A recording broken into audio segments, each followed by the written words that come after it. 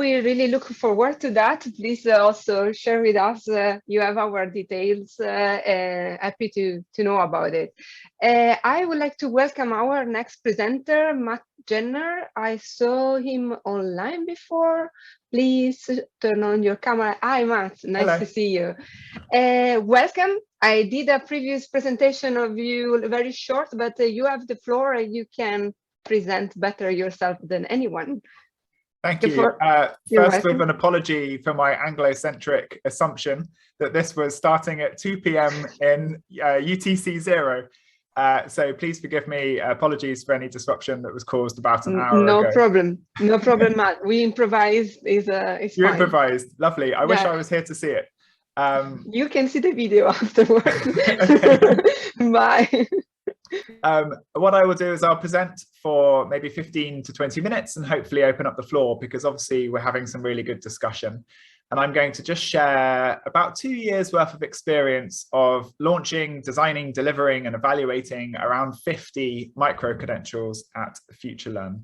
And I'm just going to step through a few slides just to use them as a conversational tool. But if you have points or reflections, please do put them in the chat while I'm talking. I will try to scan back at the end if I've got the bandwidth.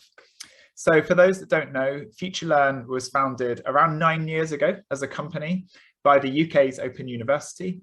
And then in 2019, we sought co-funding, and that came from the Seek group, who are predominantly a sort of careers and employment service similar to LinkedIn in the Asia Pacific region.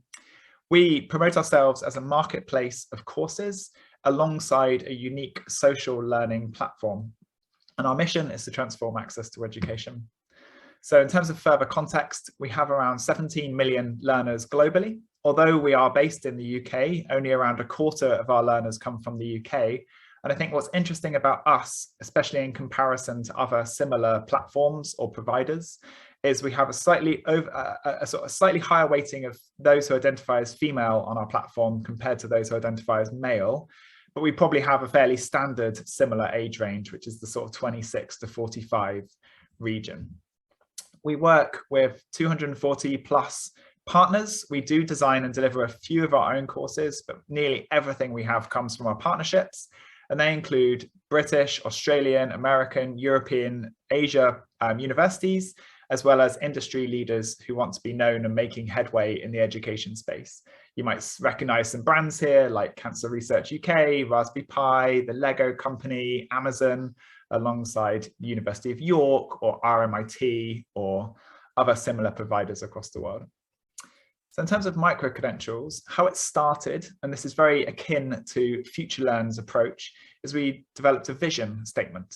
And our vision, before we had launched anything or designed anything or even told a partner that they were going to do it, was that we wanted a portfolio of accredited micro-credentials endorsed by employers that enable learners to demonstrate sought-after career-relevant skills by learning with others. And we use that to guide us and shape our thinking to get us where we are today. We also didn't really know what we were talking about. So we had come from MOOC foundations, fairly humble and fairly straightforward, if I can say that now. And we knew that a MOOC or a short course in terms of learning hours was around 10. We also had some degrees on our platform. So we did go to the extreme, and we also were offering degrees from a few of our more sort of engaged and influential partners. And we felt that the micro-credential was somewhere in the middle. So while we were shaping these things and trying to get their identity, learning hours helped us to understand how they sit within our current sort of course ecosystem. But naturally, we very early on adapted and adopted, rather, the common micro-credential framework, or the CMF. This was very much developed in partnership. We were one of the original sort of consortium members who wanted to contribute to this. And we felt that this was a really good sort of tool that we could use while trying to help partners build something that was very new, but also somewhat familiar, but needed to be shaped accordingly so that they looked very similar. And I'll come back to why we did that later. And if you don't know the common micro-credential framework, it's designed around developing industry recognized skills for the learner. It's that 100 to 150 hours of learning, which starts to dictate the size and the shape and the delivery.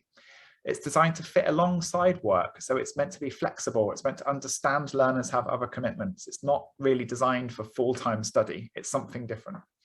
And equally, you've got to have summative assessment and ID verification. We want them to be robust and proving that the learning is happening, and using summative assessment as one of our ways to do that. Credit is a big thorny topic, but we knew that they had to be recognized for credit, which meant that if a micro-credential proposal didn't come from an organization that could attach credit, we took them on a slightly longer journey in order to achieve that. And the leveling was around bachelor's or master's. Hopefully you know all this stuff, but the point is that at the end, a learner will get a transcript that proves this size and shape of their learning was meaningful, credible, valuable, and maybe even stackable in the future.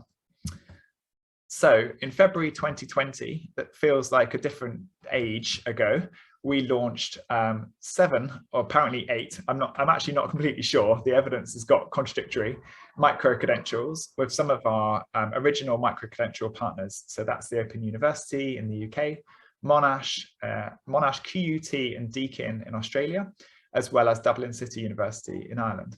And so launching obviously meant that we had gone through the process of designing and delivering these, but if you even look at the costs and the credits, you'll start to see that we had to start understanding the differences that would probably always exist with this new offering, this new course offer that we wanted to put out in front of learners.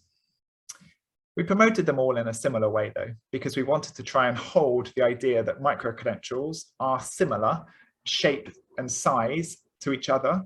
And ideally that takes us further down that sort of stackability journey, which I'll talk about in a moment.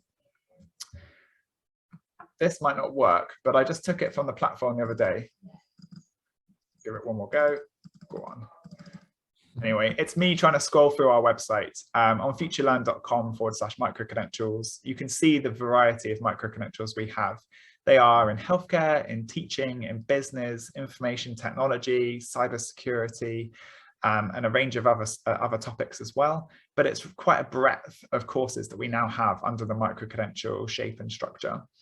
And so having been through that process, we can now safely fit micro-credentials into what we call our sort of product offering or our learner acquisition funnel, the way that we look at the courses and the sizes and shapes we have. Micro-credentials clearly fit a need when you fit them into this funnel. And this visualization tries to show you what that looks like. So right at the top, some of our courses allow some of the material to be completely open to search engines. And we have about 34,000 pieces of content that are just open for search engines. Someone can find it, read, watch, or listen, and then disappear off. And that's their only commitment with FutureLearn. The next level down is a sort of MOOC or a short course. And we have around 1,300 of those.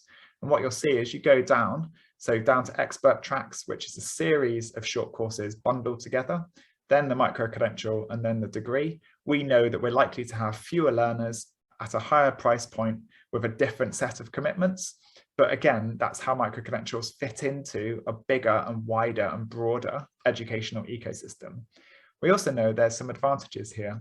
A learner might find an open step, find the course that it's linked to, see that that course is interesting to them and relevant to their interests, and that might help them pursue a further and longer learning journey, perhaps into an expert track or a micro-credential, or maybe each one of those is a stepping stone and that learner wants to go on and do a degree.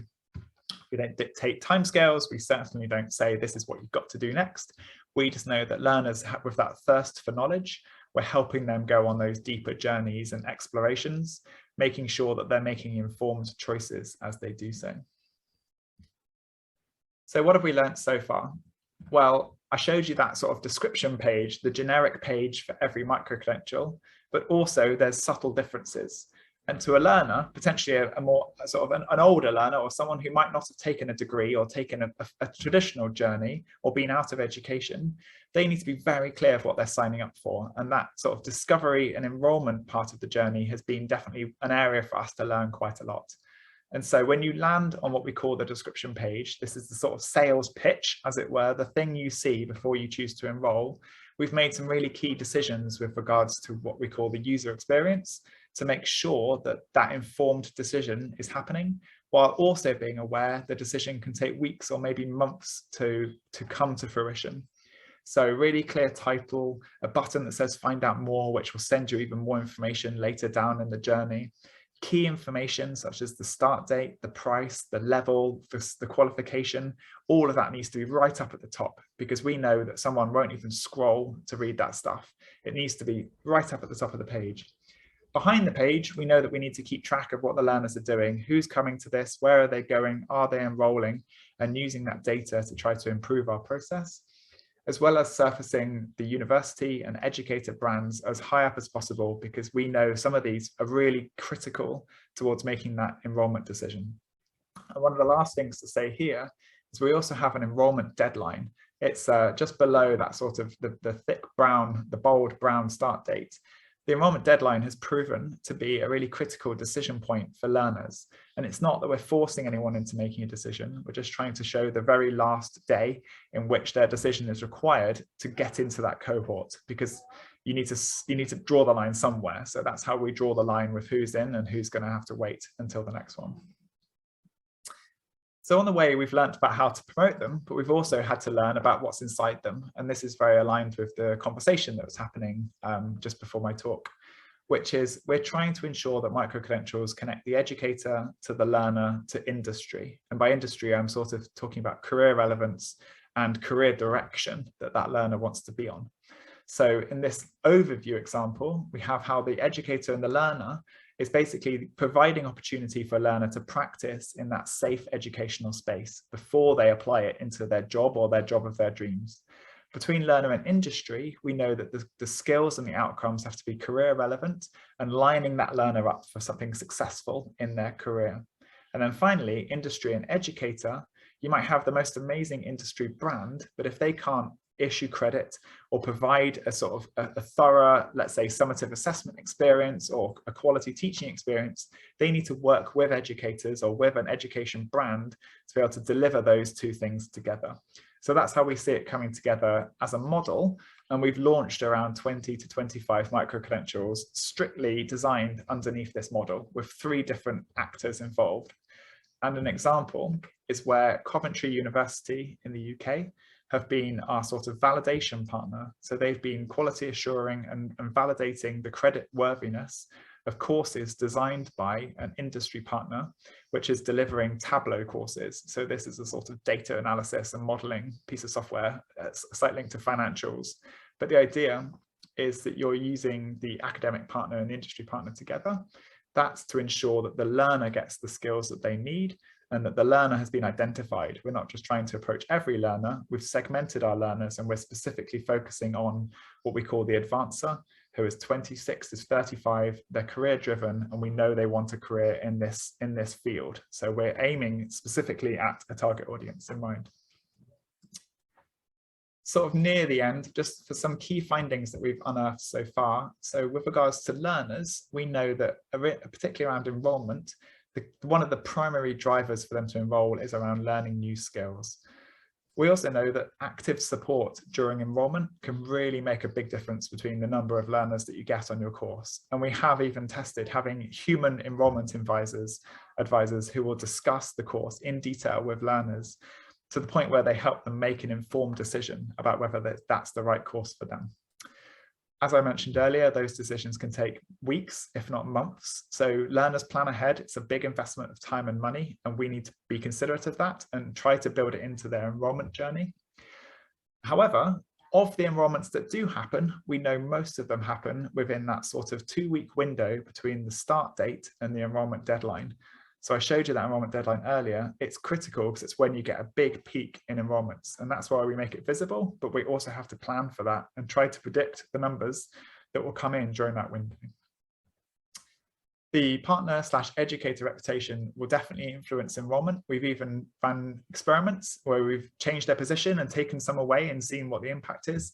And it does have an impact. It doesn't always have a direct visible impact, but we can see that it influences some of the decision making for the learners. And so that's why we want to put it right up at the top, make it as clear as possible.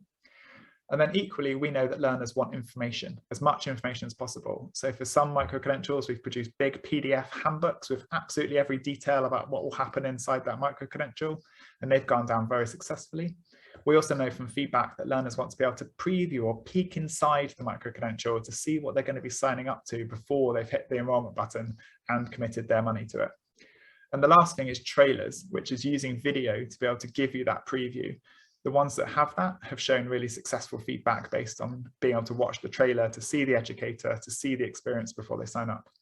And then lastly, our top performers have always been aligned to our general topics that we are strong on across FutureLearn. And that's helpful because you can take an education short course, then an education micro-credential, and you can see that we're strong in the education space. Key findings for partners or educators is that the common micro-credential framework has been really well received. They like that common shape and structure. We're also starting to get partners saying, can it be smaller? Can it be bigger? So we're already, after a few years, starting to flex this model. And that's good. That means that we can see what the iterations are and what's required to make the CMF last longer. We know that partners want to know the potential demand of their course, and that's so that they can make a return on their investment, because it's significantly bigger to design a micro-credential than it is to design even a series of short courses, because of the credit worthiness, the teaching aspect, the fact that they're a cohort. There's more things to play here than just putting a MOOC online. We know in sort of contradiction to that, that partners want to try and reuse material, particularly the stuff on their LMS or their VLE. That can work, but we've also found that overusing, for example, reading lists and PDFs can cause a big problem because the content doesn't quite feel very bespoke, but also it might be linking to university content that is inaccessible to a micro-credential learner. So you have some challenges there when it comes to efficient design. We also know that from learners, they don't want to spend a long time reading and reading and reading. They would like to watch videos, they would like to listen to audios. And if anything, they're very busy. So very long readings are just hard to fit into a busy day, whereas shorter video clips or shorter audios can be a more passive experience, but something you can do while you're doing something else. And flexible assessments is probably one of the last things to mention. So learners aren't always able to compress their time to do something that starts within a very short period. That's also really important. So some flexibility when it comes to assessments, rethinking assessments to make them fit into slightly busier lives can have massive advantages here. And where that's been applied in a micro-credential, they've been more successful. So this is just a sort of FutureLearn stat that I thought I'd share, which is from our data, we can see that a learner is 4 times more likely to enroll on a micro-credential where it also has industry endorsement. So this is big university brand plus big industry brand. That combination, we can see that that has a multiplier effect on that learner, but it can't just be shallow. It's got to be deeply embedded within the course. So maybe an academic has a great relationship with someone in industry. Bringing those two things together, like that triangle diagram, and adding the learner can have a really big impact on the enrollment sizes that you might see on your courses. And then I titled this talk Highlights and Challenges. So I thought I'd just give you a sort of peek into the direction we're going, and a few areas, they're not in order, a few areas where we've definitely had some positives, but also we know we've got much more to do. And I probably could have made this list twice as big or half as big, but I wanted to try and find some compromise on how big you can go. And so some of the areas where I think we've done really well, accreditation, finding that industry plus actually us has been quite an interesting experiment. We have become a validation partner. So with other higher education institutions, we have been issuing our own micro-credentials, working with industry.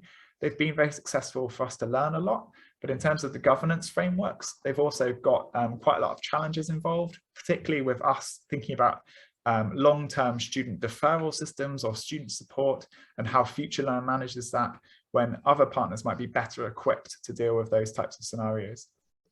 In terms of learner records, I think it's really important that we've standardized learning outcomes.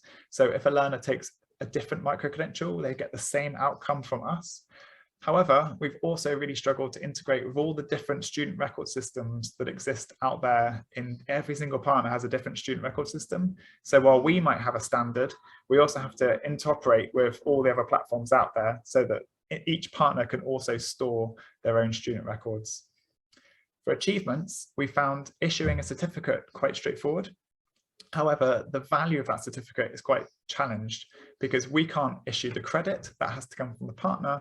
But we can immediately offer a digital badge or credential, but we have to understand what that means, especially when it comes to when you've got 2 of them from 2 different partners. They have to mean the same thing, and that's very challenging when we're talking about different international credit systems. We have, when it comes to credit stacking, seen some of our first multiple micro-credential enrollments, which means a learner has taken 2 different micro-credentials. And that's a huge benefit because it means that they saw the value in the first and signed up for the second. However, that means that they also might be trying to mix UK credit with European credit, with Australian credit. Even different providers in the same area could have different credit systems. So it gets very complicated when it comes to how might that build up and who would issue a final award at the end. What does it mean to combine these things together? We're still quite early on in our journey for that. I think I'll stop there because there's probably more that I could read out, but I'd probably rather jump to Q&A. So you can probably read the rest for yourselves. There's always pros and cons with this stuff. These are just some highlights of some of the lessons we've learned. And our plan is to keep building micro-credentials, keep getting our partners to launch them. And that's one of our only ways of learning, really, is to get stuck in.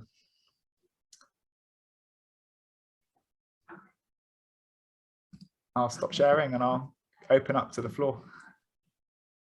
Thank you, Matt. Very, very clear presentation. I really love the highlights and the challenge with the emoji code. Nice. I asked to the participants if there are any questions. You can talk or type your question, please. Give it some time. Yeah. Otherwise, I have a question, but let's see.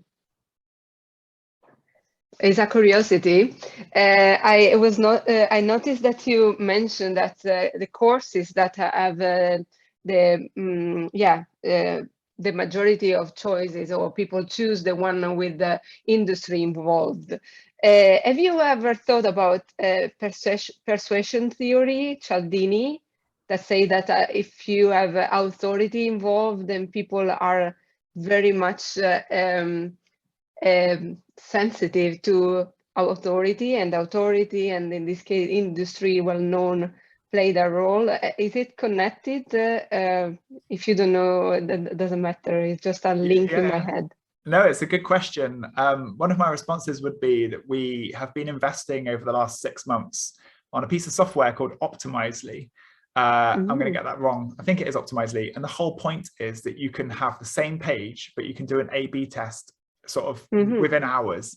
So you could put the educator's face right up at the top of the page and saying something like, join me and learn with me, or you can delete it off the page.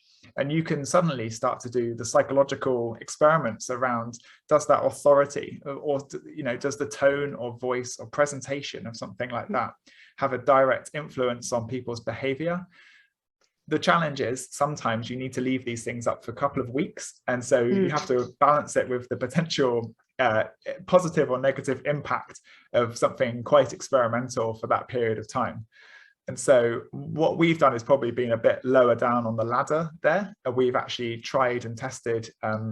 We have on every page the sort of educator partner logo. So for example, the Open University and the industry logo, as well as any potential third parties, so an endorser or a recognizer of this learning experience. And we've tried just shifting them around a bit more gently. It's a bit more like nudging rather than authority. And on those experiments, some of them, no difference at all. So it's really interesting to think that something you passionately believe in should have an impact, doesn't have any impact at all. And other things you're not really sure about actually have quite a big impact, like the industry endorsement. Indeed. So we've done bits, but we do smaller, smaller experiments. Nice. We have some question in the chat. Colm Kennedy, do you create partnership between a university and industry, or do industry players go looking for a university? Great question, Colm. I should have addressed it clearer because I don't think I touched on it clear enough. We started by going straight to industry and then bringing industry to higher education and then forging that relationship ourselves. And actually, more successfully, I think, is universities going out on their existing or newer industry partnerships, and perhaps us facilitating that relationship between higher education and industry. So when I mentioned earlier that FutureLearn effectively became a validation partner, that meant that we could take an industry microcredential, we could work with our existing higher education partners, and then we would effectively be giving it the credit underneath a sort of governance validation framework or agreement. That was really interesting to do that experiment. We could have become a university if we wanted, you know, we could have taken that to a very long extreme. However, what tends to happen is that a keen academic or a department within a university already have some existing industry relationships, and industry and higher education have worked together for years because of the relative strengths of each other. What we're trying to do is become the enabling partner to try to make sure that the right courses in the right shape go up onto FutureLearn or elsewhere to sort of meet the needs of known learner audiences. So I'd say from experience so far, the university and the industry working together has been more effective, but we haven't ruled out industry coming to us and then us going to higher education, or us still being the validation partner. We're still finding our direction. I'd call it under one big experiment as well. We have a follow-up question on this by Christopher. How do you identify learning objectives in collaboration with companies and organizations, and who leads that process, and how does look that process? Yeah, does anyone else want to answer? It's a really difficult one. We were talking earlier about students as sort of co-designers and designing from input from your learners, either existing or potential learners, because I would say learning outcomes as well as the skills. And I mentioned that learners want, like, the skills that will be sort of learnt within that course is so important to the decision-making process that I think now increasingly we have a conversation that nearly puts learning outcomes and skills either in the same space or actually head to head, which is learning outcomes could be more philosophical or more open-ended and more about how to evaluate or critique or describe, whereas skills tend to be a bit harder. They tend to be, you can do this and this and this at the end of the course. Naturally, they overlap, but I think the challenge is trying to find those two having a future together. I think they're equally important. Maybe how they're presented might be different to the learner. So you might design around learning outcomes, but then present the skills as a slightly rawer thing to put up in front of the learner. But I would say that how to identify and how to ensure that they're the right ones is around knowing your target audience, knowing their career direction, and using some of the amazing insights that come out from platforms like LinkedIn and Seek. Share those sort of skills journeys required to become X in the field, even if it's a researcher, but it could be a data scientist, or it could be a veterinarian, someone who works with animals, for example. They're still underneath that note start to describe the skills taxonomy required. And I think that should live right alongside learning outcomes now, especially we particularly focus on professionals. And I think that makes it even more important. Super, thank you, Matt. I see there is another question, but we are just on time for the next speaker. I would say that we can address that separately via email. So please we will take a note and then we will take care of that. Our next presenter is Fred Truen, Professor of Faculty of Art and Program Director of the Master in Digital Humanities at KU Leuven, Katholieke Universiteit Leuven. The floor is yours, Fred, and please go ahead.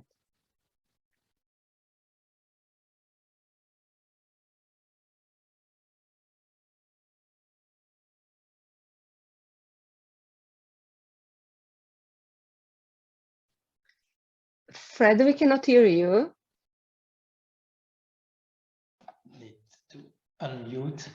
Sorry, yes. So I'm Fred Truen from Leuven University, and I work at CS Digital, which focuses on digitization of cultural heritage. And I was involved in a lot of e-learning projects in a former life also, but that is still something that I'm working on. What I want to talk about today is what could be the motivations to build collaborative programs based on microcredentials, and what would and how this could link between the degree education and the non-degree or non-formal training. And so, of course, there is a growing demand on lifelong learning. I think that many people during their career take another orientation, need to acquire new knowledge. To give you one example, that I will come back to, I think a few times, when I switched from e-learning to digital heritage and heritage digitization, there was this huge problem of copyrights, but I'm not a lawyer. But I needed to have quite a good insight in copyrights to be able to run digital heritage projects. And so I took a few MOOCs to get into this subject. More and more we interact with other professionals of whom we do not own the skills, but we have to interact with them, we have to collaborate with them, and we see that part of the demand of lifelong learning is triggered by that. To make sure that you can better interact with certain colleagues at work or in networks. And more we work, of course, in internationalized contexts, which also triggers retraining or follow-up training. And so we need to move to a kind of situation where you, of course, obtain a university degree, a bachelor's degree or an undergraduate degree to learn how to learn, to be prepared to acquire the right skills at the right time in the right place in the rest of your career. And so this means that maybe this undergraduate schooling can be a little bit more generalized, and that the speciality develops with what you are doing. Because more and more these zigzag trajectories that people actually take lead to actually new competencies and new profiles. And I'm running at the moment workshops for museum experts, and we see that on their business card, these people have jobs that 5 years ago were unheard of. These are totally new profiles, and that these profiles came about by people doing a very, very zigzagging, laborious trajectory where they earned a lot of new skills and expertise. And this made me think about the important work of Collins and Evans, and Collins made quite some publications about this, what he calls interactional expertise as a kind of 21st century skill.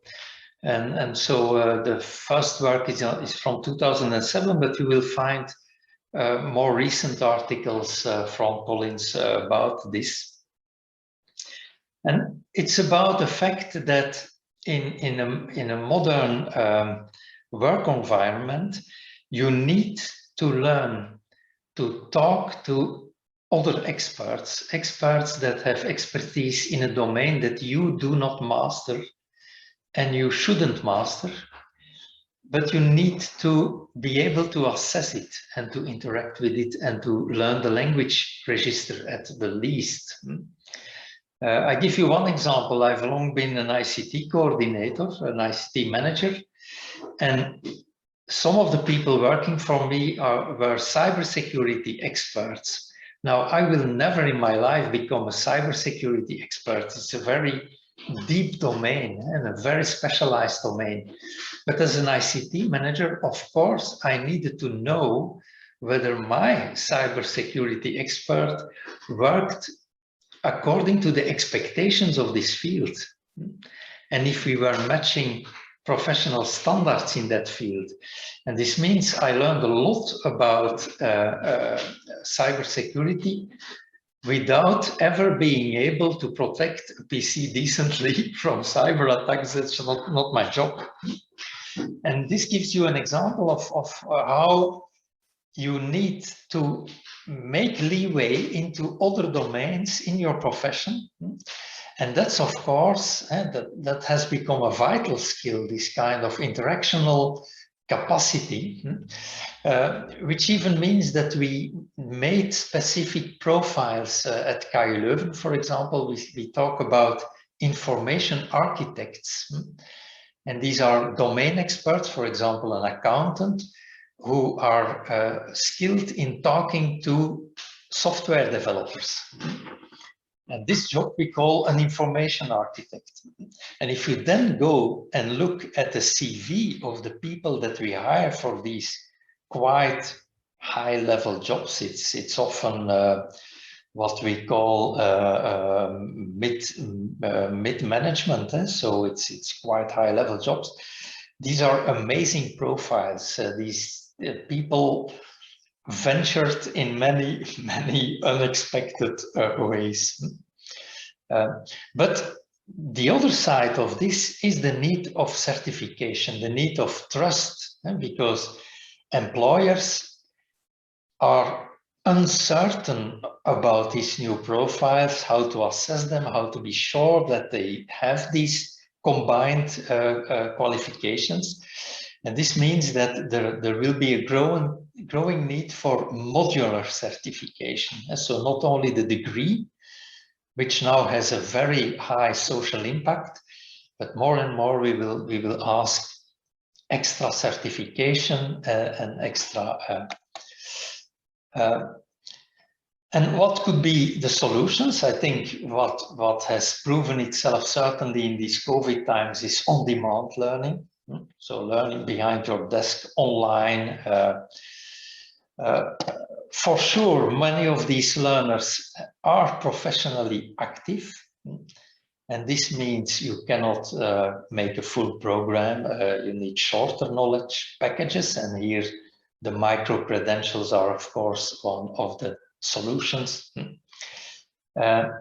You need also easier access to this learning, and that's maybe the most difficult part, because if you look at a traditional university course, I remember that before the Bologna period, we had Spanish, for example, at the university, right? And you had the course Spanish 1. And in the second year, you had Spanish 2. In the third year, you had Spanish 3. Now, the contents of Spanish 3 were completely defined by what your students learned in Spanish 2. So the teacher knew exactly the starting point, the background knowledge, the foreground, and what should be added to that. Once we started to move to Bologna, there was a problem with Spanish 4. Because people enter in the fourth year from everywhere in the master. And the master became an English language program about Spanish, but attracted not only the students that you had for these 3 years in the bachelor, but people who just knew Spanish and came to Leuven to study Spanish at a master's level on literature or linguistics, etc. And so my colleagues had difficulties to reassess the zero measurement of the starting level of the students. So what we need to do in this flexibilization of learning and the creation of micro-credentials, you cannot just take 4 courses from a very specialized field and say this is a micro-credential. You need a new contextualization, you need new bridging classes who introduce these learners in a shortcut way to get up to speed and to be able to access these contents. And this is why you see that, for example, in MOOCs, even if they claim to be based on master classes in the university, the language, the texts etc., the infographics are of a totally different kind. They are much more open to a wider audience, introducing each new vocabulary in a stepwise way, which you normally would never have had in a masterclass in presence in a university. And this means that microcredentials also changes the way in which we design course components. So the current situation is that we have our formal education with the degrees. We have some postgraduate programs, and they, if I look at Leuven University, they are in an uncertain posture today because there is a growing demand for that, but the format is a bit outdated and needs to be rethought in the context of microcredentials. That is a very complex thing also on the way universities are being subsidized, because the funding mechanisms for postgraduate programs is totally different from formal education. And with microcredentials, we are creeping into degree education because we are using chunks of it. We are giving people ECTS credits. So there is a mechanism that is proving an evolution in the way we look at postgraduate programs. We have a lot of informal learning, and this is the most underestimated aspect of it all. I once showed to a conference about the need for micro-credential learning, what you can learn on YouTube. That's incredible. There is more on YouTube than in all the European universities together, I would say. It's of an unimaginable depth what citizens have produced on this platform without anyone steering it, without anyone designing this. People are learning every day game skills, sport skills, how to cook, what about COVID, etc., from YouTube videos. And of course, the problem there is what I learned there valid? Because a lot of people are, instead of reading serious information about COVID, are just watching the wrong YouTube videos with all the effects that this has. But it shows the creative power of bottom-up learning chunks that are spun out of this these kind of digital programs. There is also an increasing commercial challenge of universities by a lot of commercial players that are very active in this domain. And you can do a lot of online training, learning. For example, if you want to prepare to become a drone operator, there are many courses that you can just commercially take online to prepare yourself for the job. And more, some of these commercial courses are accepted by industry. So with these drone degrees, you can start working and do. So it's also a competitive situation for universities. And so what are the deficiencies of this bright new world that YouTube, Facebook, and all the rest are? It's badly integrated with academic research and learning, doesn't have formalized recognition. There is also a lack of critical reflection on what is taught there, which is typically something that is done in academia.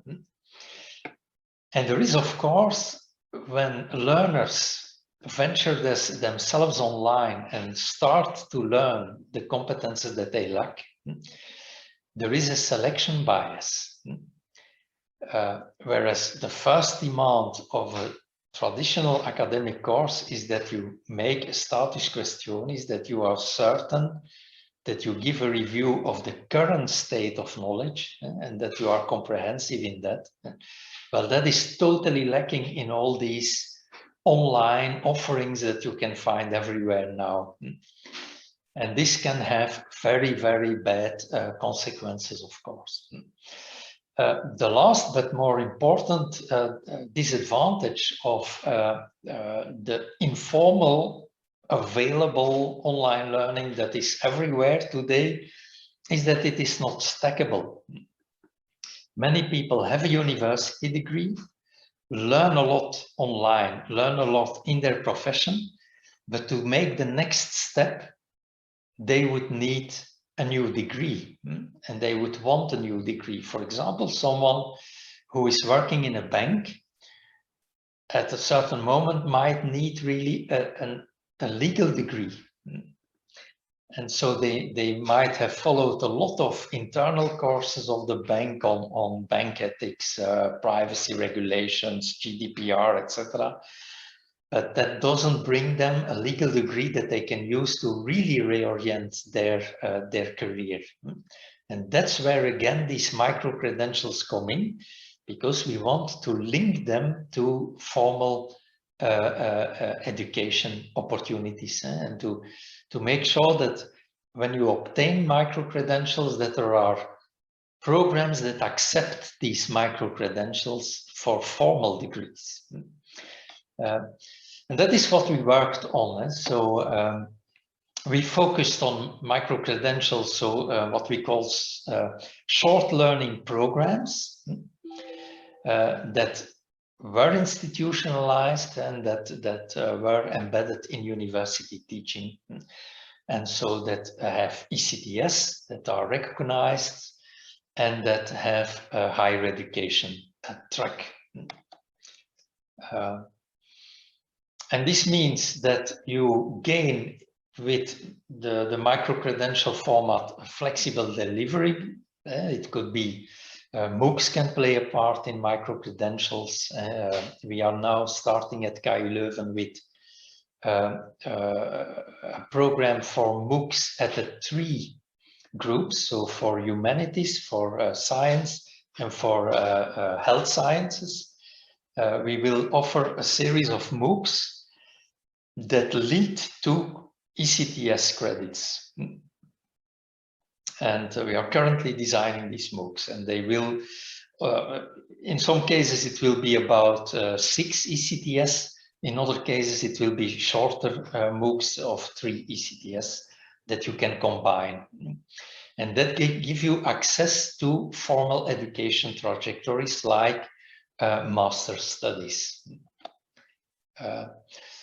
And why would you then, and that's the last part of what I want to explain in this short thing, we think that micro-credentials also offer a very good opportunity to design courses embedded in networks, in international networks, because it would allow you to combine credentials for which the academic competence is in a diversity of institutions, or even, as we discussed in the previous lectures, in industries. There are a lot of industry university networks that can provide chunks of these micro-credential based programs. And then it becomes stackable, and that is very important. And so we worked on what we called short learning programs, and I can maybe quickly, but I won't go to the 30 slides that are remaining there, because we are coming to the end, but I included them in the slides because it's work by my colleague Piet Hendricks, who is here also, and who wrote a very extensive report in what it means if you want to implement micro-credentials in a network context with a consortium of university partners, and what it entails.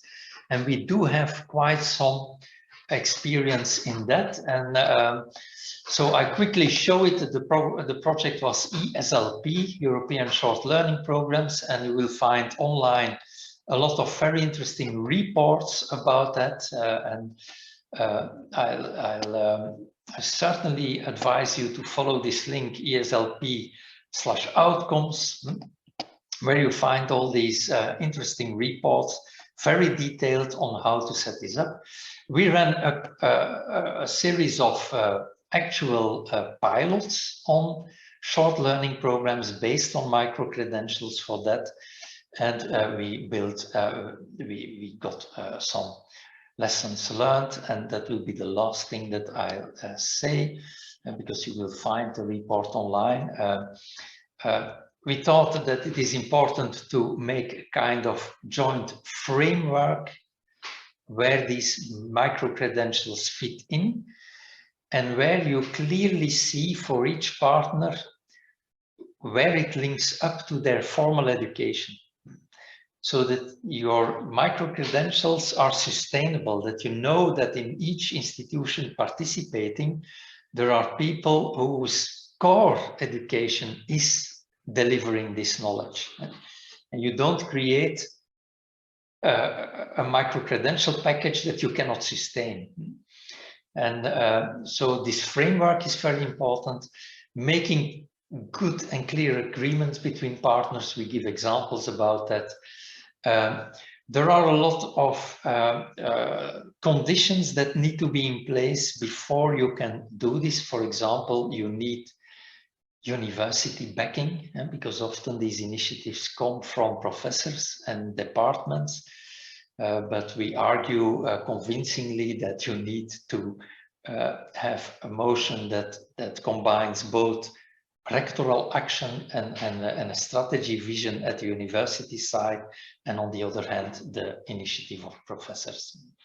Okay, I won't skip to the more detailed slides, but you will find them, we will share them certainly afterwards. And as you see, it are infographics that really go into each aspect of designing such a curriculum.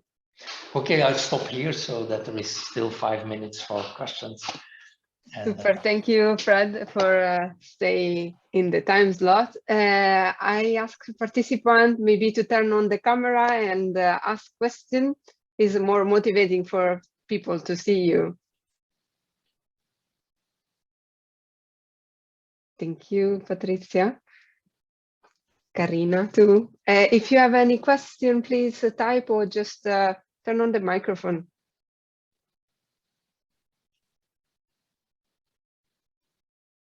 I know you're tired. Come on, it's the last 5 minutes.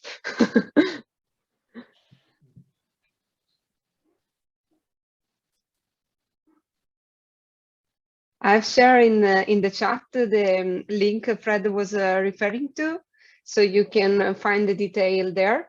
We will also, I wrote at the beginning of this session, we will also share the slide that each presenter have shared with us today in our SlideShare. Is it correct? It is a SlideShare channel. And any questions? You really want to close and take your coffee, huh?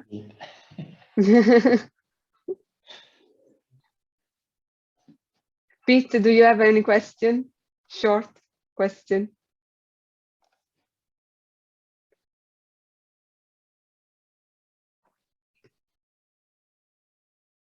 You are muted, Pete. Yeah, I have probably a question. I have probably a question about the integration of the idea of micro-credential short learning programs and the broader policies of KU Leuven with regard to continuing education and professional development, which is a new area. I know that there is some strategy development. Can you say already something about this, or is this had this to suffer from the Corona crisis, this elaboration of these strategies, Fred? Yeah, it had some delays in prioritization, but it is still the case that this development in the multi-campus situation with different higher education institutions that are also members of the KU Leuven institution, and that idea is going forward. I think the most study work that is being done now is on the underlying business model, and the financing model, the role of the government funding in this, the way how, because of course normally postgraduate programs are another way to get some funding for education, but well, once we go to ECTS, it becomes subsidized, and that's a difficult question to sort out. But anyway, we feel the need, which we didn't feel before at KU Leuven, since we are a market leader and we have a stable market position. We were not really pressed to change business models. But I think the given situation of the growth of online learning, the importance of multidisciplinary learning and variation in skill sets forces us to work on a new way of basic model for our income stream and the way we work as a university.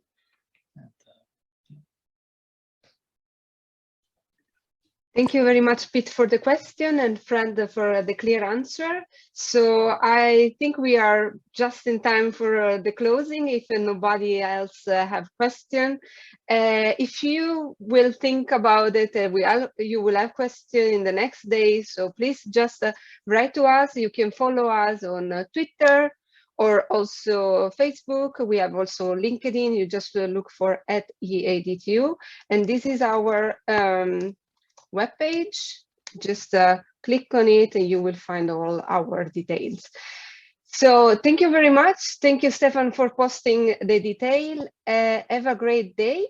And yeah, thank you. I was forgetting that.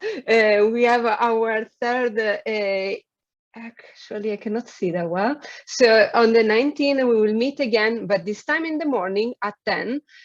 Always Central European time, and we will have our panelists discussing very interesting questions. Some of them we already touched today. We will have Lynn Ramsey, you already have met her the first day. Deborah Arnold, that is the project manager of ECHO. The project was mentioned today. She worked at ONESH. Then we have Jannike Lokhoff from the Erasmus Plus Dutch agency, NAFIC. And from the European Commission, we have Jan Mil Pido. I hope I pronounced correctly. The session will be moderated by Liz Marr, that is the Vice President of EADTU, and she also represents Open University UK. I hope you enjoyed the session. I did a lot. See you in 2 days in the morning at 10. Bye. Bye, everyone. Thank you.